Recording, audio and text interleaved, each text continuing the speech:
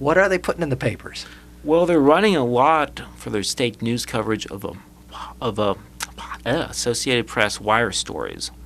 In other words, their state news coverage is the same as everybody else's state news coverage because they're getting it off the AP wire. The AP wire works the other way too.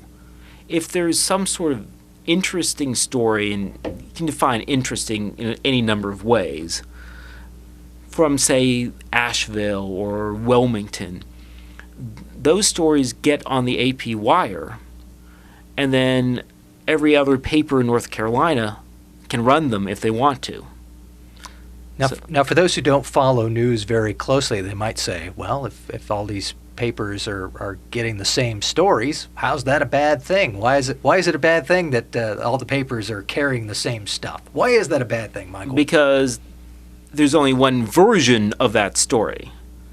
Before, you may have had 3 or 4 versions of a story, with each reporter getting a slightly different take, interviewing slightly different people, getting a slightly different impact to the story. Right now, that almost never happens. The only sorts of places you would have that happen in North Carolina's story would be something with local impacts throughout the state.